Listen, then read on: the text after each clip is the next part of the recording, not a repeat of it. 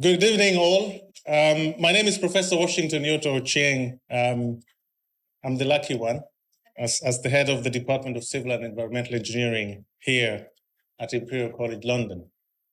It's my pleasure to welcome you all to our departments for the 49th annual Paviors Lecture. And I'd like to give a special mention to our Arkwright scholars who are joining us today. This is annually a very popular event. So there are more people registered that we can accommodate in this particular room. So we have live streaming in another room in the building in 201.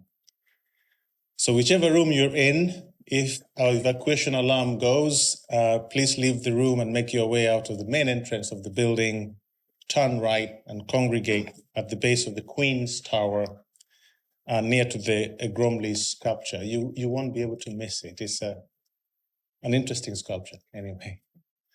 The organization of this annual lecture is a joint effort between our department, the Worshipful Company of Paviors, and the Institution of Civil Engineers, the ICE.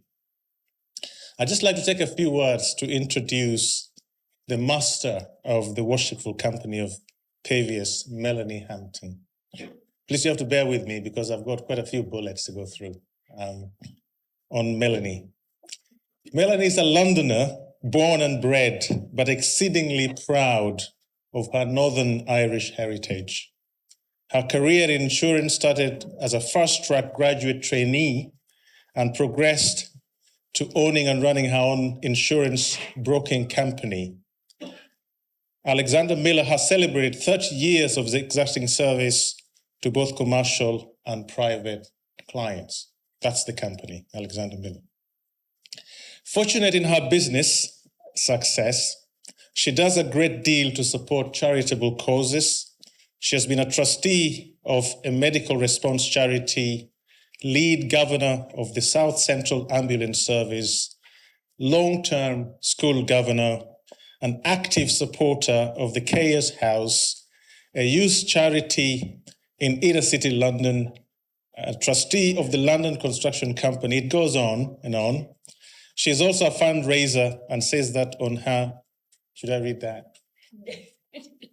On her tombstone, it will say, R.I.P. Melanie always threw a good party. Yeah, it's incredible. She was a borough councillor in Wandsworth for 8 years, rising to cabinet member for adult care and health, and seeing the service through the pandemic. She oversaw 2 years of budget reduction, whilst transforming service provision and making the department the most diverse in the council. I hope you can pick up these keywords as we go along. She's an active member of the Carlton Club and enjoys the Carlton thrust of politics. She always loved the ballet, and as a silver swan at the Royal Academy of Dance, she became the poster girl of Age UK. Her husband, Michael, loves the sea. They enjoy many happy times of their Flybridge cruiser motorboat moored in Leamington. Travel is something that she and Michael greatly enjoy, with an animal safari. I think that will take them to Kenya one day. Booked for this summer and the adventure of the Antarctic and Chile in 2025. So Melanie was awarded an MBE in the King's Birthday Honours List in 2024.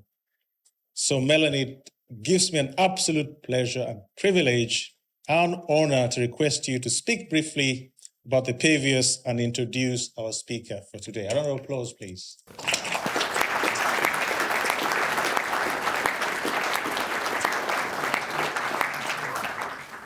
Thank you.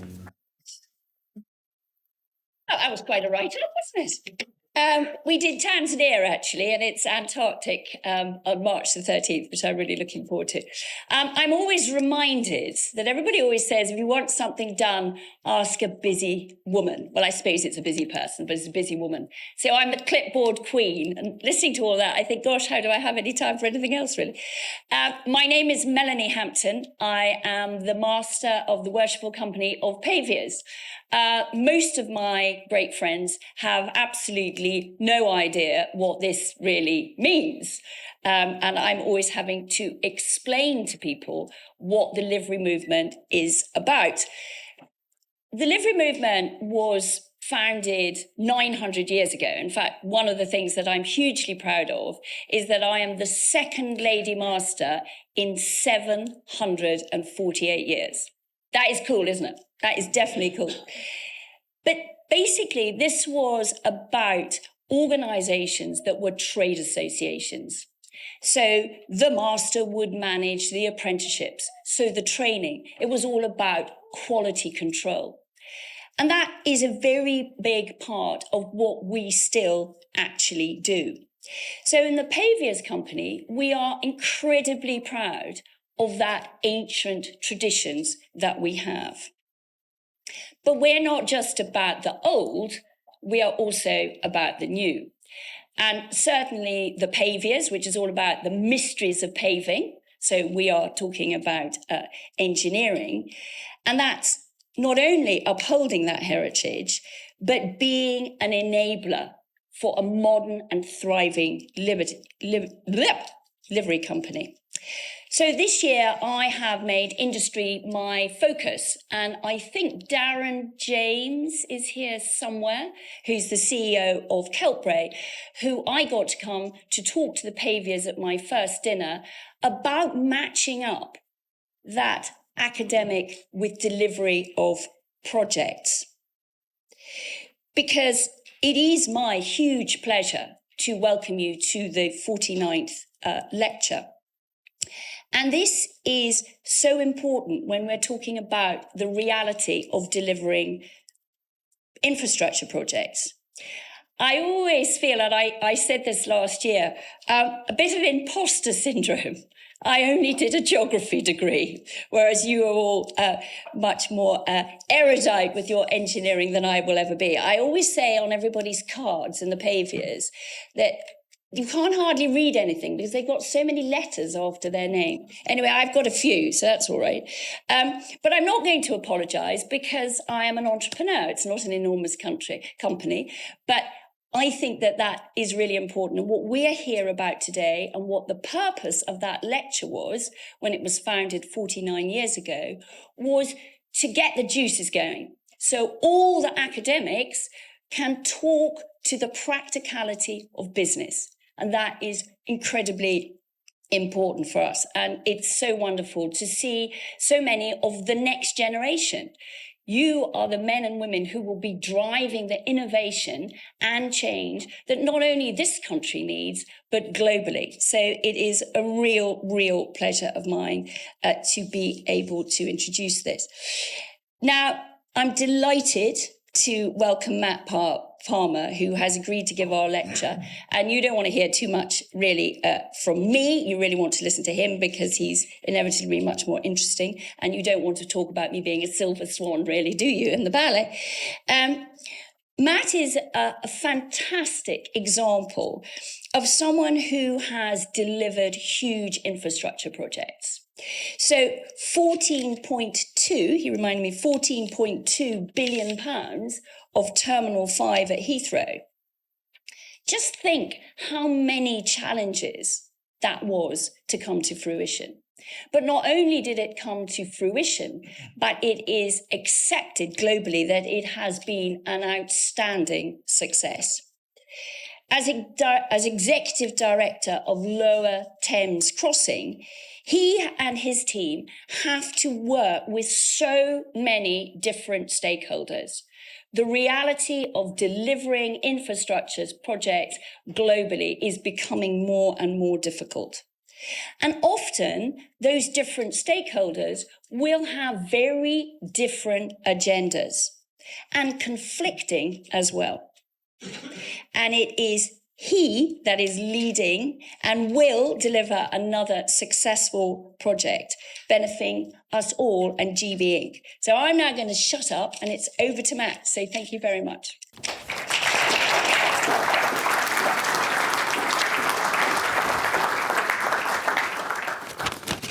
Thank you. So I'm approaching this as counselling, as sort of therapy to some extent. I'm going to share with you my thoughts and the last 20 years of my life, basically, on major projects. And I've been asked to make this inspirational, so I'm also going to tell you the answer and how we do it better. Yes, it's been a long old journey, and major projects are a long old journey. As Melanie said, I've got a background in these things, and it was by accident, if I'm honest. I'm a failed civil engineer. I got fed up with people telling me to build stuff I didn't want to build, so I then decided to try and be the person that built the stuff that I was being, and fit the paradigm. And because we're talking about UK, I've done lots of stuff overseas, and it's a different gambit there, but these are my 4 big babies that I've sort of tried to deliver over the last 20 odd years. So Heathrow Terminal 5, which transformed the construction industry sort of 2000 to 2008, is sort of the first big one that we kind of did successfully. Then the team pretty much went on to do Crossrail and the Olympics. I stayed at Heathrow and went on to do Terminal 2. Which was baby brother of the big one. So Terminal 5 was sort of the biggest, and then Terminal 2 was always trying to be better, but I'd already fallen in love with Terminal 5. So Terminal 5 was really my baby. And this is absolutely true. If you blindfold me and take me to any terminal in the world, I can tell you where I am, because I'm a bit of an airport nerd, but I can tell you, I can spot the paint from Terminal 5 by the smell of it, because I've spent far too much of my life there.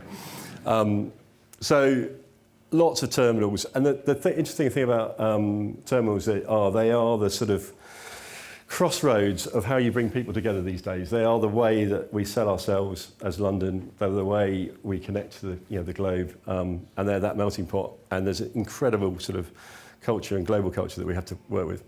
So after doing Terminal 2, I then went on and did Heathrow expansion or third runway, depends on what you. Now, if I'd thought about this lecture in the last 10 days and hadn't agreed to do it under a different title, it would be very different. Because, of course, you'd have seen the Rachel Reeves economic growth speech of a week 10 days ago or so. So Heathrow expansion covered that, and the Heathrow expansion plan is my plan. I spent a good 5 years of my life developing that picture, which is much more than a picture, and we were about to submit it after 5 years for a development consent order. And almost exactly 5 years ago, it's the end of Feb, a High Court case killed us dead at 10 o'clock in the morning on a Thursday. And then 2 weeks later, COVID came along and basically annihilated the sort of aviation market for the next 4 or 5 years. So Heathrow expansion in that, died. And I do talk about these as my babies. I then went into a period of mourning. I'd lost, I fall in love with these projects. They are, you don't sign up to these things, because you're going to do a job on them. You're going to do this is your life. So, Heathrow expansion, I'd agreed with the chief exec I was going to stand on the runway on 1st of January 2026 and see the first plane land. And I'd signed up to that in 2015. So that's 11 years of my life was going to be committed to that. It was a marriage. I was expecting to grow old with her and see our kids go off and have little mini runways everywhere else.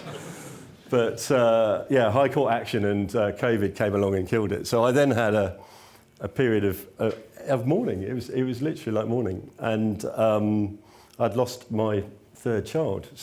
And then I stumbled across a thing called the Lower Thames Crossing. There are a number of people from the Lower Thames Crossing or no Lower Thames Crossing here. So, I've fallen back in love with another project. And that is the thing about these mega projects. You don't do them because they're a job. You've got to do them because you believe in them. And then you've got to believe that they're going to make a difference. And I became a civil engineer because I wanted to change the world. And, I do. I really want to change the world. And I want to build a better world out of it.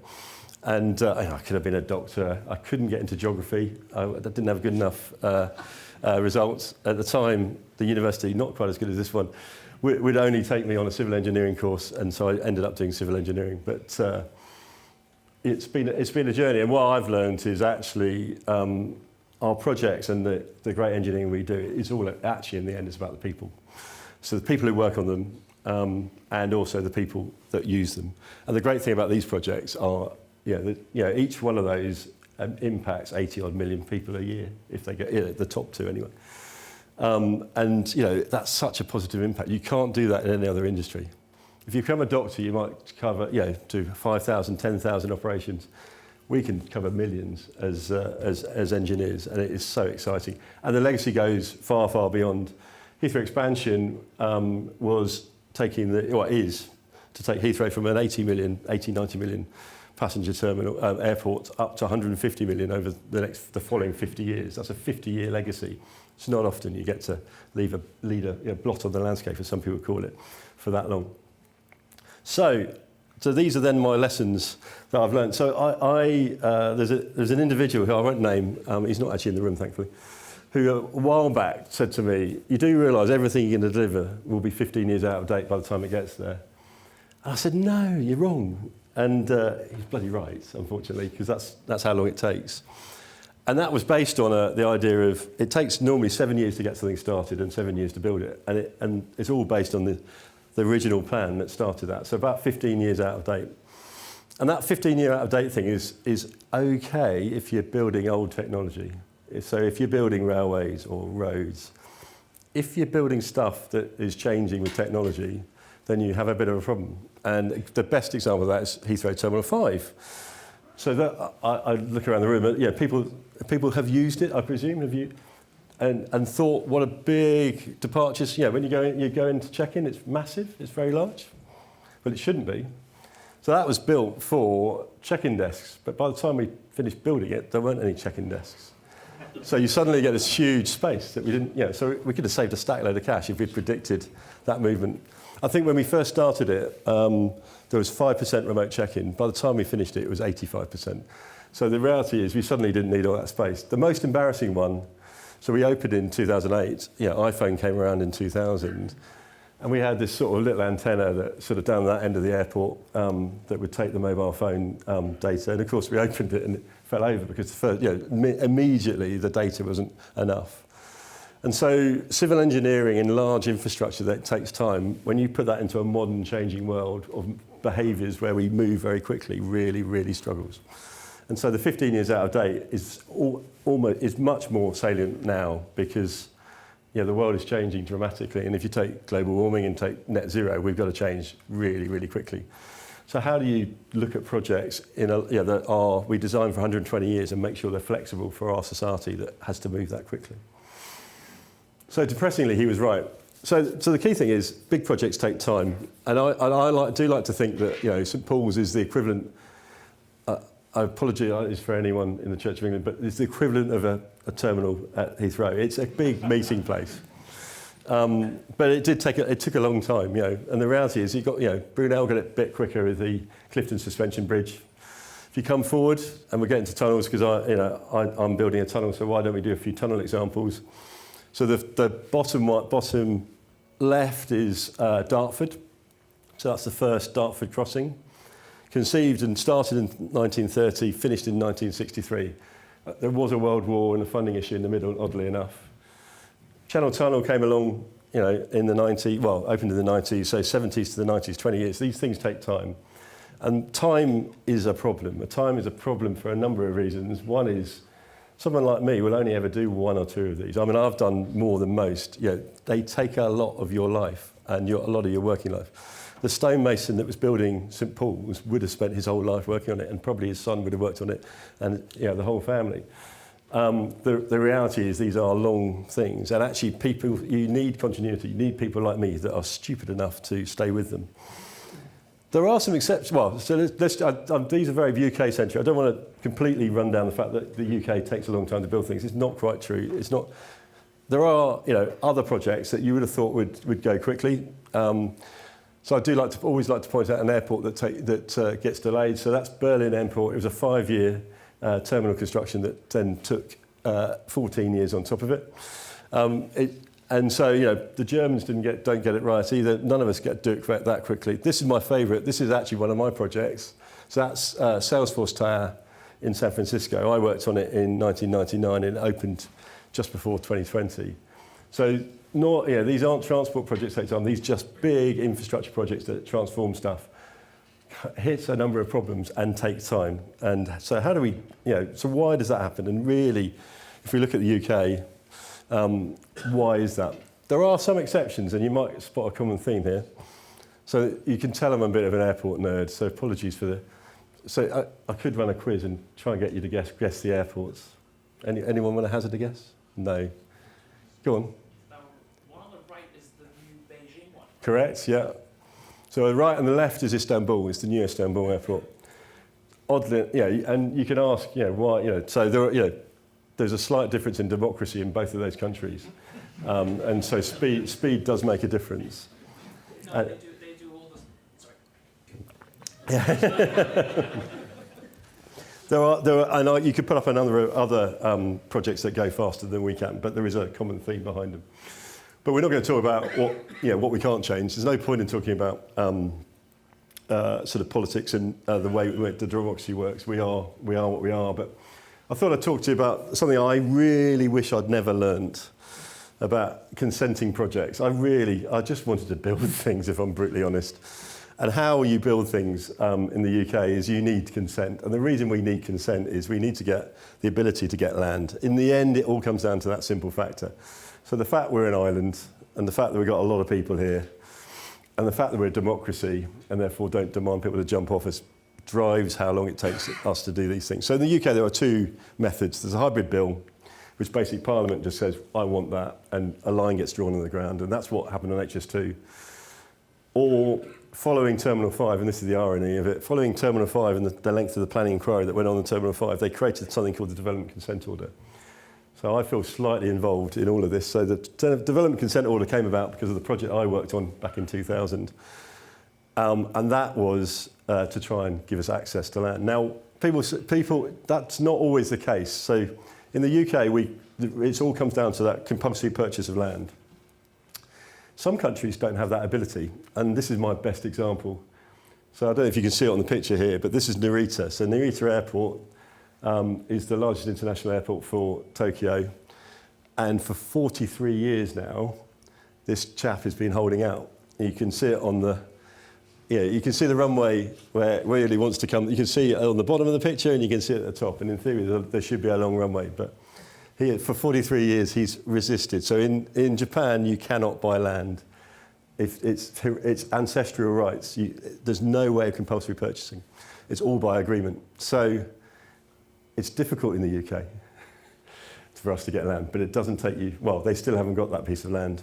And it means that their runways run suboptimal, and the farmer still goes to work in that small enclosure every day. So yeah, all about land. So we had this process, and it was to do this. It was to, as it says on the screen, DCOs are to streamline and simplify the approval process. It should, in brackets, because Terminal 5 took too long, for large projects such as, and the list goes on. So that's what it was there to do. So 12 to 15 months, and you sort of think, I've just talked about 30 years, 20 years. Why on earth am I talking about a process that takes time? And this is what everyone's talking about. Everyone's talking about this bit of the project, this 12 to 15 months. The reality is the bulk of that is true. We can do it in 12 to 15 months. The back end bit is the interesting bit, which says decision. And if you follow my current project, so Low Thames Crossing, we're the most delayed government decision on a planning application yet. We've been delayed twice. Well, I've lost track of how many times we've been delayed, if I'm brutally honest. And in theory, we get a decision on the 23rd of May this year. And I have got my fingers crossed as I say that. No, it will happen. It will absolutely happen. This government is definitely moving, and the announcement of 2 weeks ago. So the development consent process is the reason I've become an expert at it is there have been two very big ones. Heathrow, third runway, which is the one I was working on before, and now Low Thames Crossing. And Low Thames Crossing is a significant piece of infrastructure. It's 22 kilometres long, and has a 4.3 kilometre, 2.6 mile tunnel underneath the Thames. So it's big, and it therefore needs about 20 square kilometres of land, which means that therefore this process, which is all about justifying the purchase of that land and taking that land away from people that don't necessarily want to give it to you, you have to produce, and this is the number that is bandied around. It depends. If you read an article on Saturday in the Times, our planning application was either 4 miles long or 22 miles long, depending on who you talk to, if you laid all the paperwork end to end. I don't know how they come up with these numbers. It was about 180,000 pages, admittedly, and we had to submit it twice, so it ended up at 360,000 pages. But it's they are big pieces of, the application takes a long time, but it can be executed. But it comes down to decisions and the people around you. So this is how long it really takes. So that 12 to 15 months. So this is the 15 years of the planning application that's gone into Lower Thames Crossing. So we haven't even built it yet, and we've taken 15 years to get here. It will only take us 6 years to build it. So by the time we finish it, you can argue we're going to be back up to nearly the 30. And I suppose the thing to look at is the sort of, you can spot on the slide, if you can read it, a lot of consultation. So this is democracy in action.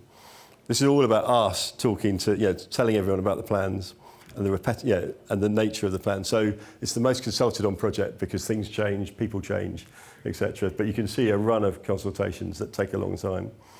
We started this slide as a single line, and that was the intention was never to end up with 2 lines, but we've ended up taking such a long time to do it. So we submitted a planning application back in October 2020 when I first joined the project, and within about a month, we had to withdraw it and start again.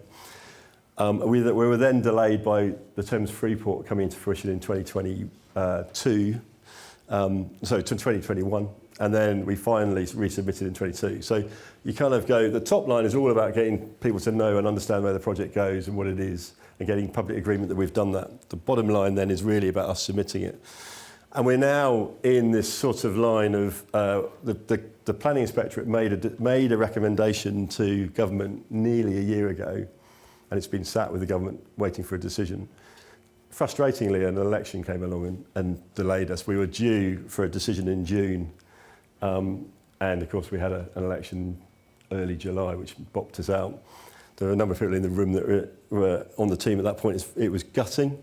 And we thought we were going to get then a decision in October, and then we had a Secretary of State that decided not to. So you can see you get caught by this sort of people turnover and do I really want this thing? And it's very, very pressured. So the end of the story is we will get that decision in May, and we will end up building this thing, and it will come into life. But there's a few more challenges on the way. One of which is this, and again, this is much talked about, and it's just a fact of life now. So I'm a civil engineer, but I employ more lawyers than I do civil engineers. It's pretty much the truth. So I certainly spend more on them, if I'm honest.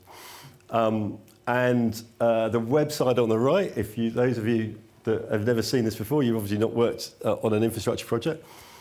So it doesn't take much to do a judicial review, which is absolutely fine. It's the law. But it doesn't actually cost you very much either to do it. So it's very easy to bring, and we will get a number brought against us on Lower Thames Crossing. National Highways have every single major project they've brought forward over the last 5 years has been challenged at least once under judicial review, most of them 3 or 4 times. And as you can see there, this is the Lord Banner independent review that was last year.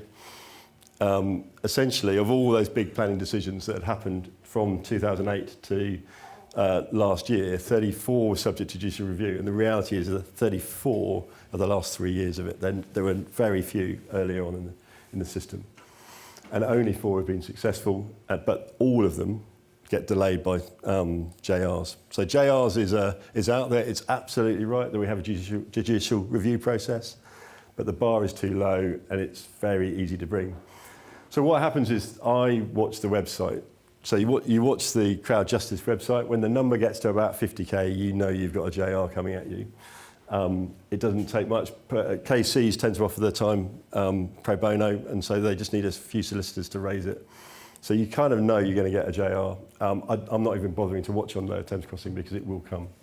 And I would imagine we get 3 or 4 of them. Government is talking about, and there's stuff in the press recently about clamping down on it. Unfortunately, it'll be too late for us on Lower Thames Crossing. So we're gearing up to run through the challenge and run through the gauntlet of legal challenge. legal challenge it can't be on the scheme, it's only about the process, so whether we've executed the process well or not. And we have executed well, and that's why you get so conservative. That's why, if you're on HS2, why you build bat caves or bat tunnels or whatever you want to call it. But you get very, very conservative because you want to try and avoid judicial reviews at all cost. So the joy of judicial reviews. So going back to my time point and the problem of time. So the problem of time is people. The problem of time is people on the project, like me. The problem of time is politicians, if I'm honest, as well. So this is the number of politicians that have been around since basically the start of that timeline on Lower Thames Crossing. And so it's quite hard. What you really want is you want someone who's going to love a project and sponsor it, but we don't get that. So really the thing about democracy, so going back to it can be done quicker elsewhere, is the continuity is the issue. Continuity of people. But when you look at the Secretary of State's, actually the turnover is quite high. We've already had 2 under this government, so the turnover of people is really, really hard. So each one of these we start again on. We basically start making the case once again. And that is the problem of major projects. When you talk about a major project that's going to take 30 years, or even 10 years to build, that's at least 2 parliaments. What interest is it to the person in the seat that's making the decision? I won't tell you which one, but one of those, and he's not on that sheet, he's on this one. When I first met him, he asked me, when will the decision? And he said, I'm not interested because I'm not going to make the decision. And at that point, the Secretary of State wasn't interested in Lower Thames Crossing. Because they have a window that's relatively short, and an infrastructure project is 10 years long or 20 years long. And that is one of our problems and one of our flaws as engineers. We look at these things logically and say, it'd be great, you get this thing at the end, it'll be an amazing terminal, an amazing road. But for these individuals, they've got to make a decision that's political and it's difficult, and they're going to take the risk now for something that someone else is going to benefit from. So when I speak to any of these, they all know that they won't be around for the benefit of the end. So really, what is their motivation to make the decision? And how do you do that? And I'll talk about that in a minute. So time versus politics. The other one about politics, and this is, there are a number of people here that are in Essex and Kent. The other bit is politics, local politics. And when you get a big piece of infrastructure, it crosses a lot of boundaries. So I have to deal with 9 local planning authorities. So 9 different local authorities. So south of the river in Kent, the good thing about Kent is all the authorities tend to do all-out elections. So they only have elections every 4 years. Every 4 years means that actually they've got some time to be strategic and they can put in local plans. When you go north of the river into Essex, into South Essex, they do a third. So they do elections every year for a third of their cabinet. And therefore they're always campaigning, and therefore there are no local plans. And therefore actually they don't really know what they want. And so, politics applies, both big politics, also little politics. So actually when you talk south of the river, north of the river, for us as we cross it, it makes a big, big difference as to how those projects happen and live. So suddenly you move from, I was an engineer building engineering things, to I've signed up to something very long, and now talking about politics and how we get through things through politics. And that is the job of a major infrastructure programme. And certainly that's my job, is to how we get a piece of infrastructure the country really needs through a local political landscape and through a national level landscape. Then you overlay the last challenge, and this is the current challenge, and it will continue for a while. And which is all about the environment and what everyone expects at the moment. So it's a bit out of date now, but the sort of M&S food advert, not just food, just M&S Christmas food or whatever it is. People don't just want a road, or they want it to be built with the environment in mind. And what the UK has in it is very, very advanced legislation around carbon. And so what you've got on the graph is the carbon budget's 1 to 6, and how they progressively drop. And we haven't really woken up to it in the UK at the moment, because you can see the big graph, big white graph. That is decarbonisation. That's UK decarbonisation at a national level, which looks really good. And if you compare it with the rest of the globe, it is. If you look at anyone's graphs, it's one of the best. But we've only done 2 things to make that happen. One is we've decarbonised. We got rid of our coal-fired power stations and wind farms, etc. So that made a dramatic difference. The second one is we basically got rid of our manufacturing and it went to China. It's a bit of a flippancy, but it is pretty much true. So those two things have given us that decarbonisation at a national level while our economy keeps growing. What the thin little line is construction carbon. So that is construction going in the other direction. And that is because we aren't actually changing it. We're just doing less of stuff. As in, the downward line is we're doing less of it in the UK. The upward line is we are building more and it's actually getting more intensive. And so then you start talking about if we want to build stuff, major projects in the next 5 years, 10 years. So LTC, you can see sat there is in carbon budget 5. By 2030, we've got to be 68% less carbon than 1990 levels. In construction, we're not at 1990, we're above 1990 levels. By 2035, we'll have to be 78% down. And what is coming, and it's currently with the government, the CCC are putting their recommendation to government right now. So by 2040, you can imagine we're going to have to, if you imagine, look at the graph, it's going to have to be half again. So it's going to be dropping down another, 50%. So we're going to be 80 or 85% lower than we were. So how do you do that with construction when construction is going the other way? Is a big problem. And you can't not do construction. Globally, you can't not do it. Africa, Far East, the growth plans are huge as urbanisation happens. So construction is not a choice of not doing it. Yet construction is the second, or you can argue it's the largest emitter in any industrial nation. So we've got this problem where construction is about to get made illegal in the UK because we can't build it because we can't get it into the carbon budgets. And this is a story I've been peddling for 3 or 4 years now. Our contractors and us will no longer be able to build things here because we won't be able to get the concrete that's decarbonised enough to hit these dramatic graphs. So I told you this is a bit of a therapy session. I didn't say it was an upbeat session. This is a bit of a downward. I can feel the mood in the music. Yeah, isn't engineering fine? Well, there is an answer. There is a way of doing it differently. And I'll come back to that because actually it starts to come from this sort of conversation. So the last problem we got, and I talked about Dartford the Dartford crossing taking between 1930 and 1965. A lot of that was about funding. St Paul's, the reason it took 35 years was money. Typically money is what slows stuff down. So there is a problem with money in the UK at the moment. For those of you who didn't notice it, COVID was a bit of a disaster for the economy and a bit of a disaster for government borrowing. So we got high levels of debt, which is kind of the left-hand graph. When you talk about construction, and I'm not picking on any particular project, but they're clearly on the diagram behind me. You can try and work it out. So my big brother, as I call them, HS2 and Hinckley between them are doing a good job of putting cost escalation up. What is stacked against you is when you get these big projects, everybody wants you to say that you can do it for less. So the first 5 years, and you go, well, I'm only on the project for 5 years of a 31. So if I get it away, that's a big success. I just need to get it away. Someone else can deal with the problem later. I'm not suggesting that might have happened, but it has. The reality is it's very easy at the front end of a project to promise the earth and then just let the next person that comes along deliver it. So this is this problem of time. If projects were only a couple of years long, you could be held to account on it. But what we don't do is the front end doesn't get held account to the second end. Now, as long as you don't repeat this too widely, this exactly has happened on No Thames Crossing, where we got challenged. I was putting the cost up, and in the conversations, I won't say which department, but they own all the money, told me to take the cost down. And I was like, no, I've got to put it up. And then, no, put it down. And I said, well, it'll get approved more easily if you put it down. And at that moment, I was thinking, well, I could just do it, and then we'd get through. But we didn't. We pushed it up. And so, but the point is, you've got to get the price right at the beginning.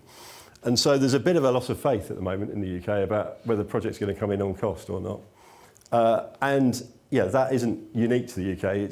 There is a semi-global problem where front-end gaming, game theory, you can get into all of that sort of stuff. The reason you do stuff, people just want to make it happen, and therefore, I can take 30% off, or I can do it for 20% less than the one before.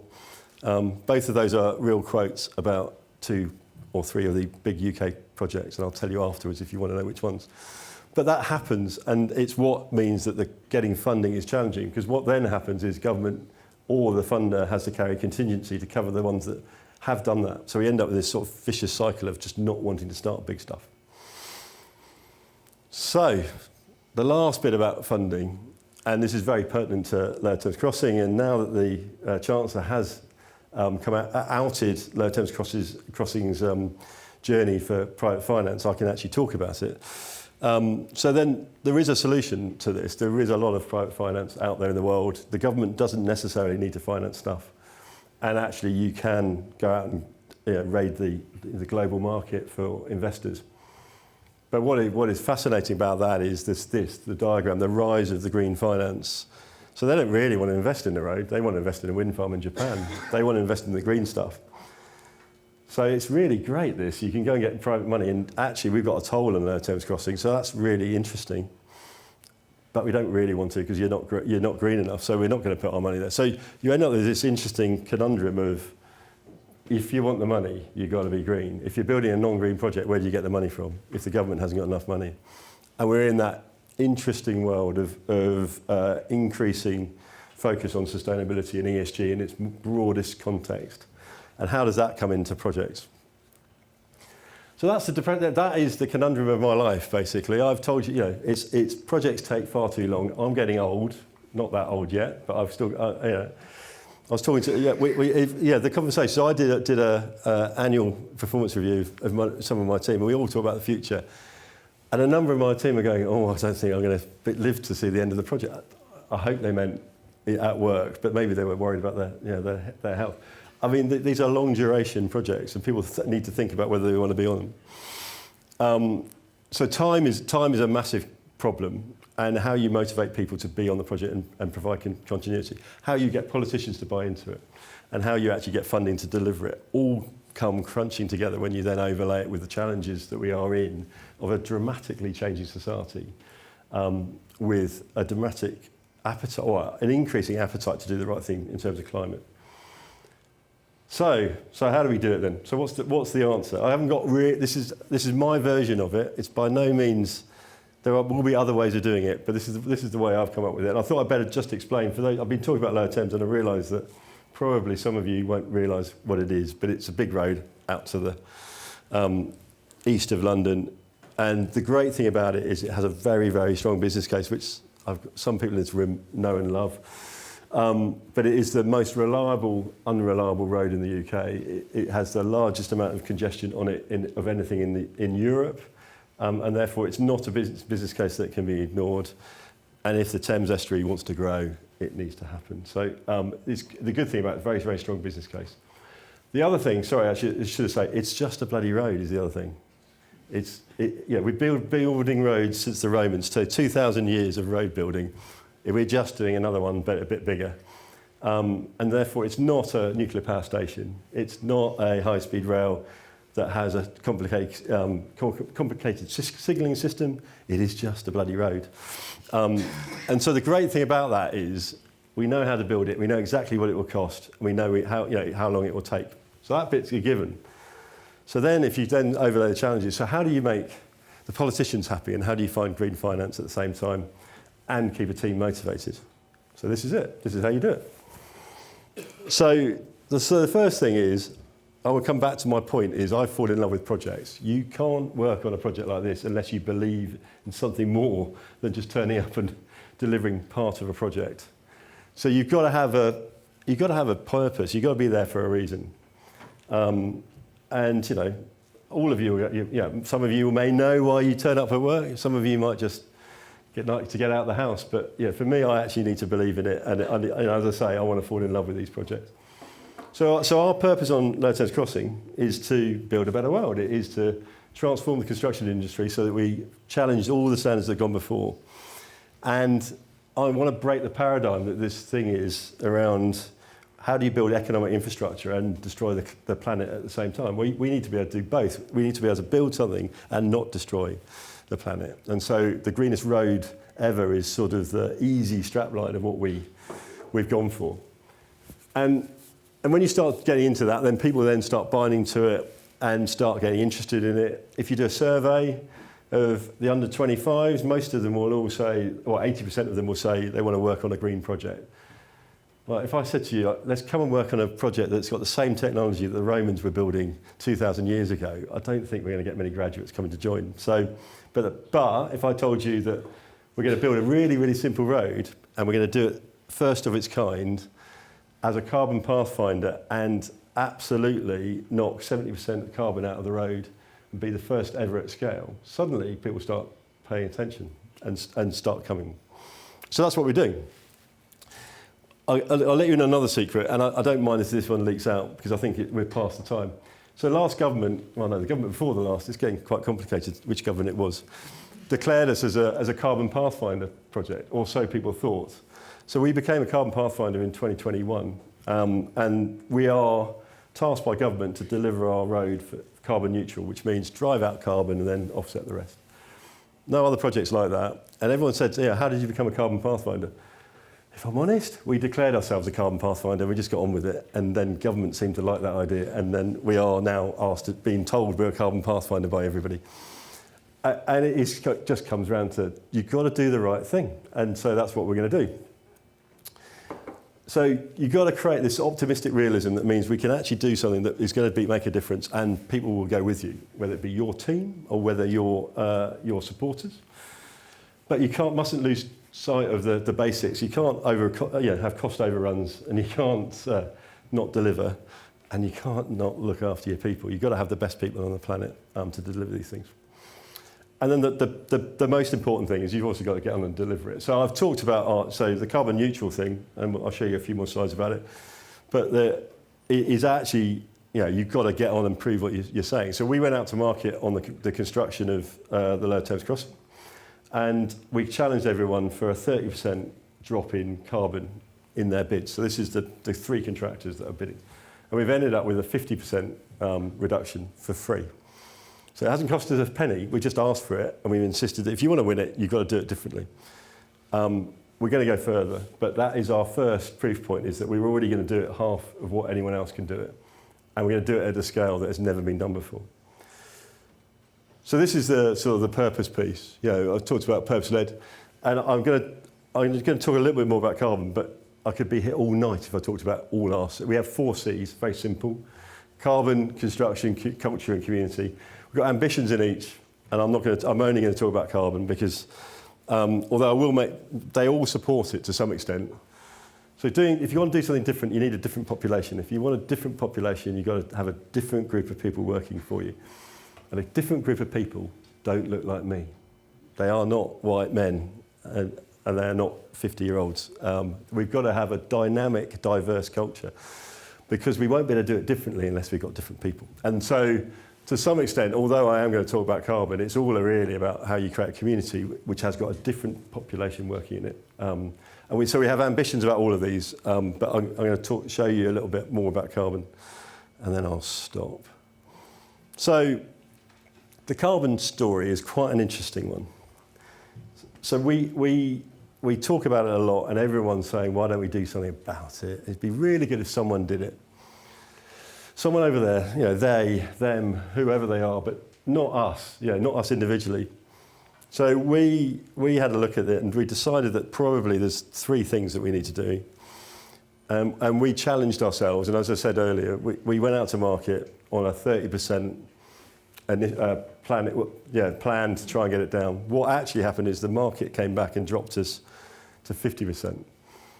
So the development consent order I've told you about, that is a legally binding document. So on the 23rd of May, when Heidi Alexander, the Secretary of State, commits that to law, in it is a requirement that I've got to deliver the road for 1.4 million tonnes of carbon. That is a 50% reduction. And if I don't, I go to jail. And I say to my contractors, it will be a large cell because you'll all be with me. But it goes back to my point. You've got to believe and believe in these projects. And I wouldn't be saying this, and I don't know if I'm going to be around at the end of this project. I bloody hope I will be. But I was going to make sure that the next person has to do what we've set in motion. So unfortunately, on the 23rd of May, it becomes law. And we're going to have to do it. Now, the reason I'm comfortable with saying that is because actually we've got a plan to go to 70% reduction, and we're nearly there. We're kind of that arrow is nudging its way across to 70%. So going back to that graph of UK carbon emissions that need to be done at 68% by 2030, which will be the height of our construction, or 78% by 2035, we're getting there. We are actually about to prove we're doing it. And the way we're doing that is through a number of 3 areas, really. So we'll start on the right-hand side of the diagram. So when, presumably, hopefully some of you recognise the sort of arrows. When you buy your fridge, you kind of go, you probably don't pay that much attention to it. Well, we've decided to adopt that at scale. So we're buying £10 billion worth of construction here. So this is sort of, it's quite a big sticker. And what we've developed over fuel, concrete and steel, we've developed 3 scales, and we're buying at different scales on side of it. And that's what basically drives it. So we are, and I can pretty much, you can look at any construction project and those 3 will be the major emitters. So steel is dead easy in the UK. You basically buy it from a recycled location, which it takes to tend you to a geography in Northern Europe, but you just buy green steel. It's really easy. Concrete's more difficult, and there's a lot of work, but we're going to buy, we need a lot of it, and you buy the right level, and we're nudging our way up the sort of up to A piece on concrete. Diesel is the more dramatic and visible one, and so in the UK on HS2 there's about 14 diesel-free sites. They're very small sites. They're not a 22-kilometre road project in the middle of nowhere that has no electricity. But we declared diesel-free last month, so 1st of January. We're not using any more diesel on our construction sites, and we're going to be emission-free by 2027. It's a bit of a gamble, that one. It's going to be quite an interesting challenge, but if we can't do it, no one will be able to do it, because it comes back to, it's a simple product. We only do 9 assets in a road: a bridge, a tunnel, a road. It's not many. This is not complicated. So if we're going to do it, we're the only ones that will do it. So we're going to go on site. We're going to go emission free, which means we're going to be electric. We're going to get rid of HVO. And we're basically going to be either hydrogen or electric. And we've got a plan to make that work. And we're just trying to get it, push it through at the moment. All our contracts have carbon in them. So if the contractor doesn't deliver, then it's contractually against them. We can't quite work out what we're going to do if they don't hit their numbers, but the numbers at the moment are looking good, and they're actually going lower than the numbers. And the last thing is you've got to spend your life kind of using PAS 2080, which is the thing about adding up numbers. And so all this is interesting, but if we just do it on our own, then it would just be a nice low-carbon road. What we need is all the other clients to do it. So I've got 15 other clients to sign up and do this at the same time, so that I learn and they benefit, basically. So that's why we'll build a road. There we go. That's why we'll build a road that it will be the greenest road, and it will be different, and investors will come because it won't be grey. And at the same time, we'll leave a legacy that changes construction, and hopefully we hit net zero and changes the world. So there you go. That is my therapy for you. And thank you. I'll pay you later for the session.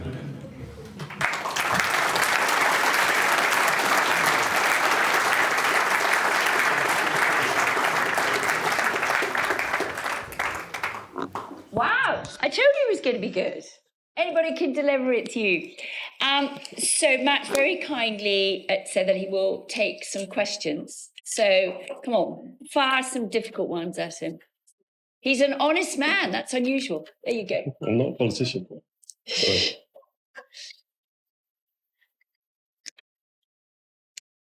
And perhaps it would be helpful if you say who you are and, your skill set.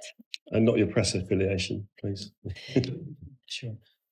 Thank you for the brilliant talks. My name is Antonius. I'm a doctoral researcher from UCL. My research in the procurement strategy. So very interesting. This contract for low carbon, I'm curious what type of contracts you utilize here. Is it collaborative contracts or like the traditional contracts? Because kind of when you want to have the innovation, to ring the contract terms, you maybe prefer the collaborative contract, but collaborative contract also have their own challenges. So, absolutely. So, thank you. So the contract's interesting, but it's not the main thing. So when you go out to when you go out to procure anything, you've got to get a bunch of people that want to do what you want to get them to do. And what you normally do if you're UK government is you pump out a PIN notice that says we'd like to buy a road, and they take it back to their base and they say, right, we're going to bid for it. What we did was the opposite. We went and talked to all of the contractors at chief exec level and said, look, your business is going to go bust in 10 years unless you develop low carbon construction.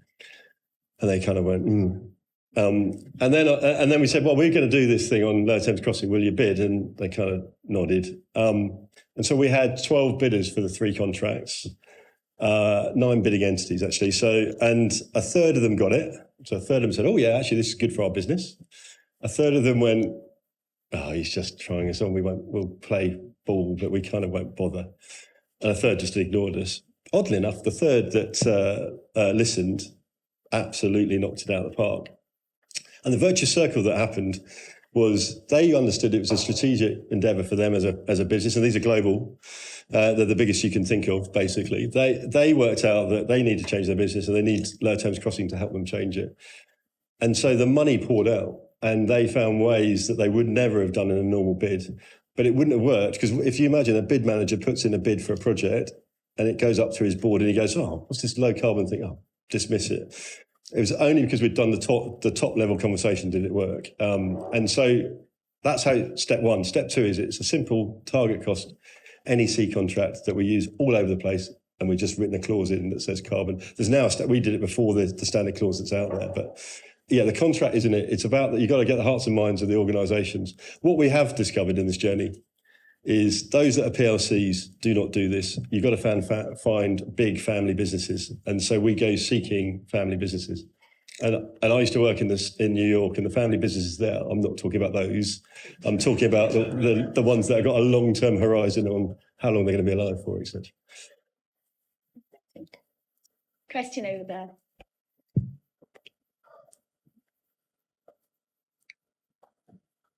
Hi, Rupert Myers. I'm an academic in this department of Civil and Environmental Engineering. Thanks for the fantastic talk, Matt.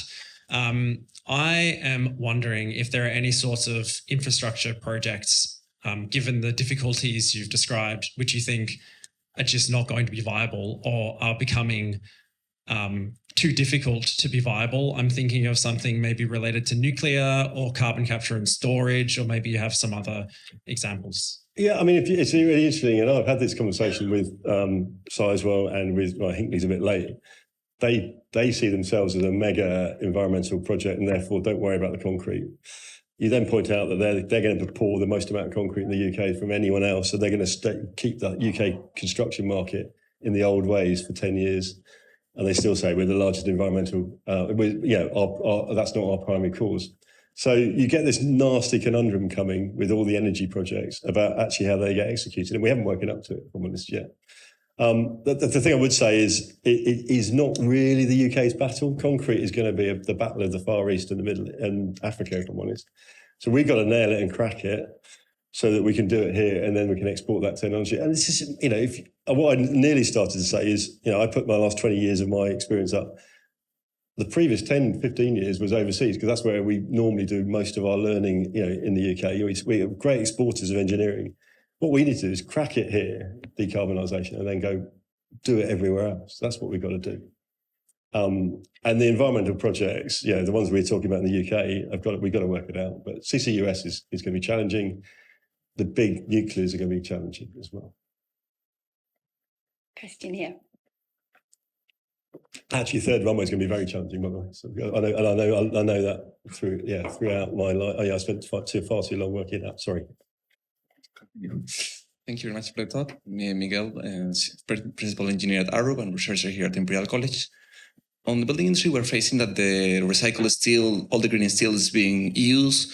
All the cement replacers, GPS, fly ash are already being used. So if one project uses, it's because it's stealing them from another project. It does not make any difference for the environment. How are you proposing to do this even at a bigger scale and bring those reductions from in the lower Thames Crossing? So steel's interesting. So steel, as construction, the demand on the steel market is predominantly, we're never going to move the market as construction. We're not a market setter. We're a market follower. So steel is going green because of cars. So and it is. So basically, if you buy from the right place, but if you turn up at your normal source, they'll just get whatever's coming over the dock, and it will be predominantly coming from Turkey or China, and it will be predominantly created with coal or coke. And so what you've got to be is choosy. And what carbon makes you do is you've got to follow the supply chain right to the bottom. So you've got to know exactly where it comes from.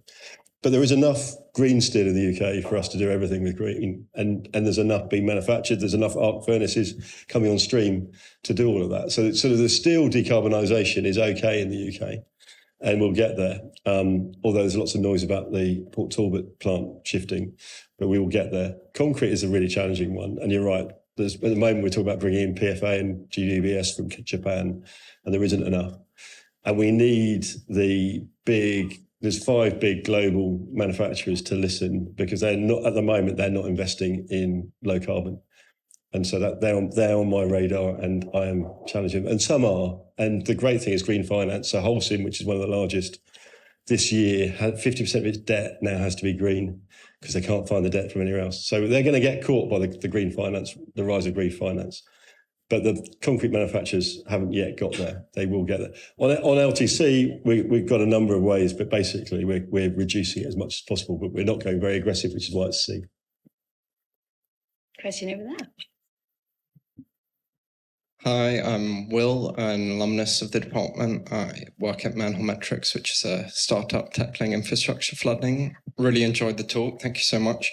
You talked about the crucial role that legislation and government plays in successful delivery of mega projects. I'm really interested to hear your thoughts on, if you had a magic wand, what would you do to transform the UK into the promised land for mega project delivery? Get rid of the politicians. Unfortunately, So if you look at many of us probably work there. If you look at the countries that can do it really well, they tend to be benign dictatorships, unfortunately. So I'm not necessarily suggesting that. So Singapore is a good example, but I'm not suggesting that we're going to get rid of democracy. The reality is we're not very good at getting things started in the UK, and it's sort of we just need to get on. We've got this good opportunity now, though. We've got a government with a large majority that needs to make an economic difference. And what we're talking, all those things I put up there are economic infrastructure, basically. So there's this window now. We need to get shovel-ready projects going right now.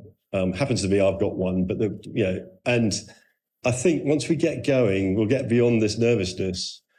Germany went through it when the Berlin airport got delayed, the Reichstag got massively overcome. They suddenly clamped down on all their major projects, didn't really start them again.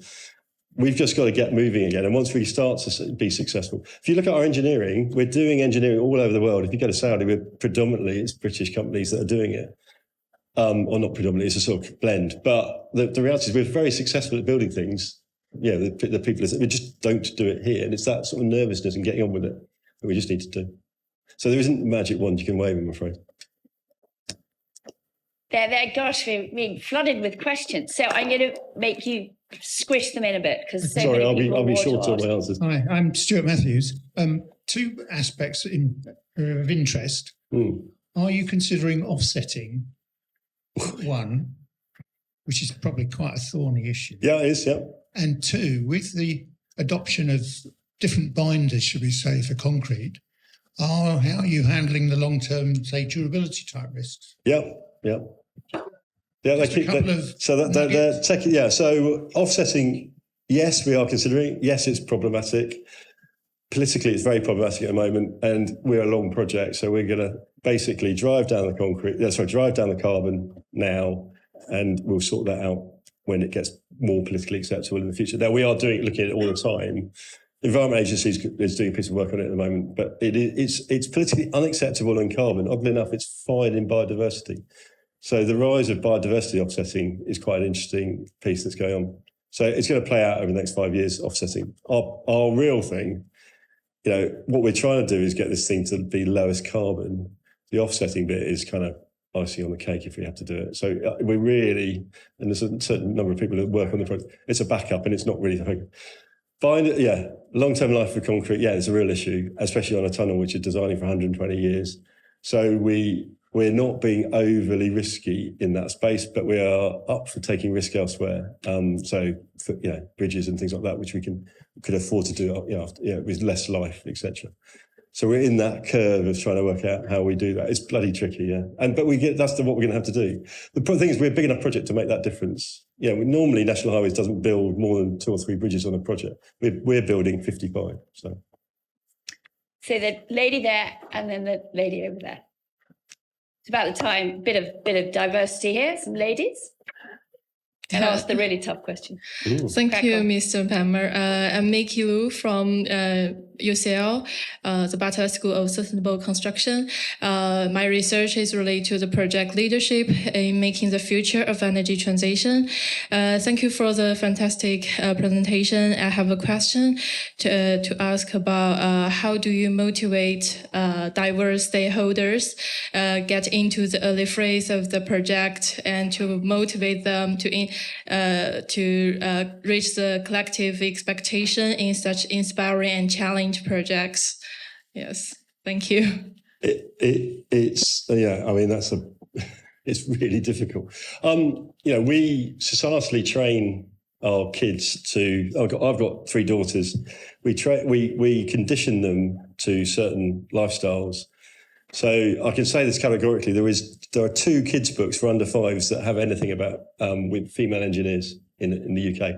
Actually, you can't get them in the UK. They're in America. You have to buy them to get them in. The point is, we condition kids to choose things, and therefore getting a diverse population into engineering is very difficult because it's stacked against us. That said, and there are a number of companies in the room that are doing really good jobs on that. We need to make every effort to do it, but we need to do it not because it's just morally the right thing to do. It's the right business thing to do. We get a different answer if you put different thinking people together, and that diversity is really about business outcome in the end.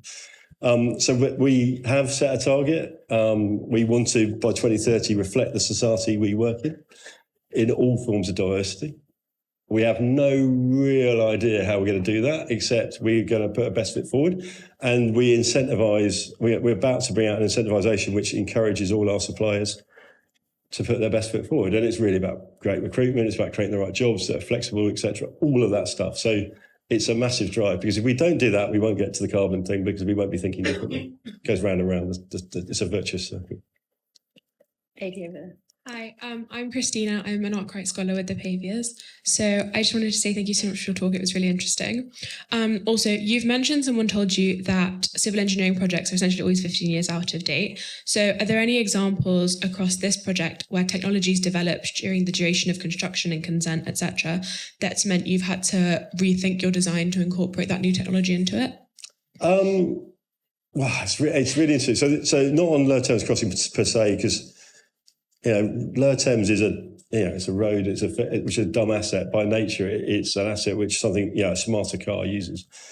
When we were looking at Third Runway at Heathrow, lots of technology differences, and we spent a long time navel gazing, trying to work out where's 50 years away, where are we going to be? Are we going to have hovercrafts or whatever?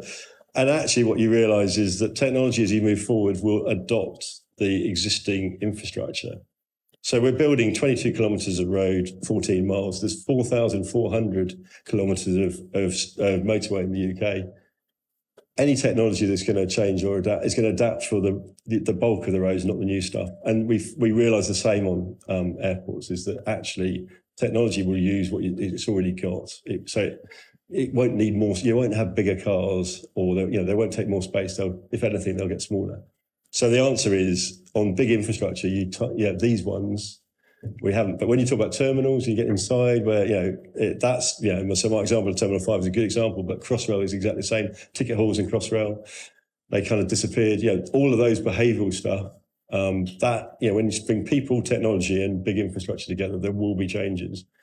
That said, railways have been around for a long time and haven't really changed that much, and I doubt they will change.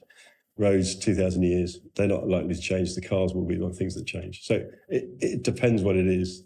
But we are, in a world where technology and data is changing everything. So I think AI will change our construction. We just don't quite know how yet.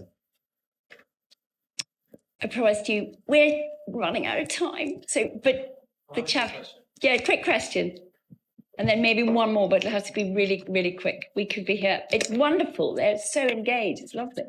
I'm not an engineer myself, but I'm at the center for cities. And just regarding the politics of it, you said funding is one of the biggest slowdowns. But in terms of local authority organization, if you could just briefly quantify maybe how helpful it would be instead of dealing with constantly changing local authorities, having, say, one or two combined big authorities with long-term local plans, if that would trickle down and even make the funding easier potentially as well. So I mean, for those of you that don't know Essex or South Essex, the whole road goes through Thurrock, which is one of the very challenging local authorities because they're broke basically, and the recent devolution is about to roll them into a bit bigger unitary and will make a massive difference. You just think different. If you're very small and you're very elected small, you think small, and therefore you don't really care about the rest. It's a massive problem. So county council level, if you go big into, the bigger they are, the better. And most big projects like mine only deal with one. So like a nuclear power station will deal with the county council. That's it. I've got to deal with 9. So it's difficult. Local politics is difficult. What I didn't talk about is PERDA in elections and everything else, when you can't actually do stuff with them. So you find that the year goes by where you can't do much because you can't talk to them because they're in an election period. So, the bigger they are, the better. So the local devolution thing that's passing through is really good. One more lady, very quick. I'll get short otherwise.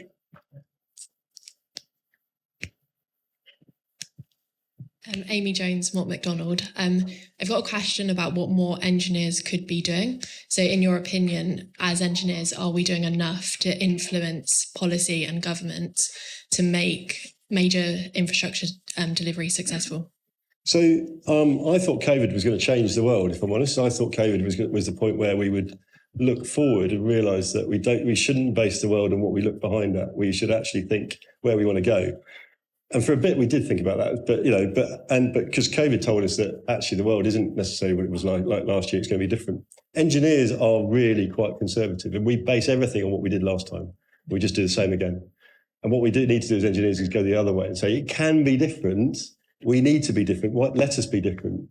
And we don't do that. And, National Highways and me as a client, we put codes out there which we tell you everyone should stay by those codes. You should be challenging us to say, no, it can be different. We've got new technology or whatever it is. So it's about looking forward rather than looking back, and stop looking back at Isambard, Kingdom Brunel and saying it was indeed brilliant. Look forward and say, we're going to be amazing.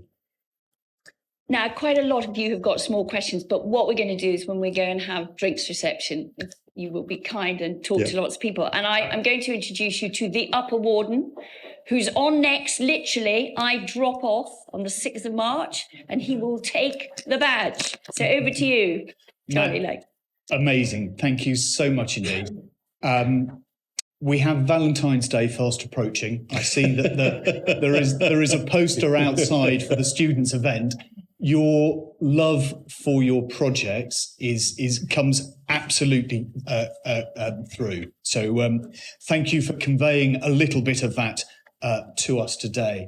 Your ability to stay sane, keep a sense of humour, and then bring the energy and warmth through to us is clear for us all to see. I was fascinated by your reference to family businesses. My background is family business that built the M1.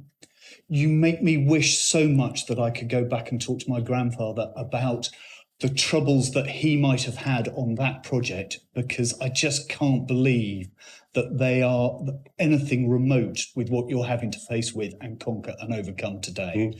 But just fascinating to hear about. I'm absolutely relate to your falling in love with the projects. Yeah. These days, for me, projects are much smaller, mainly more domestic, but in construction, we all fall in love with what we do. Yeah. So for you students there, thinking about where you're going to go, it is identifying and thinking that these are your babies and that you have your connection with these things that you're bringing to fruition. Yeah, it's part of the joy with the industry that we're working. The ability to change the world and how to change that world through construction without wrecking the planet. It's the key question, isn't it? It's just how we do that, because we want to stay in it. We enjoy it so much, but we know that without making these changes that you talk us through here, we're not going to be able to do it. So challenging ourselves through engineering to be able to come up with that is to me absolutely key. And you've conveyed that to us so clearly. I was fascinated by phrases that you dropped in, the motivation to make a decision. Yeah. Or optimistic realism, this power to engage through language, that actually enables us to come up with the ideas and get the politicians and other stakeholders to buy into what it is and believe us when we say that we are going to be able to deliver these projects. A Lord Mayor, a master, stays in office for a year. 30 Lord Mayors for one of your projects. Absolutely unbelievable to think about. I hope not. Yeah. This Lord Mayor's believes his themes are reducing red tape and increasing investment, particularly through infrastructure. So it's absolutely wonderful for you, but he'll be gone in the blink of an eye. So is just not relevant. So you're just opening our eyes to the challenges that you face.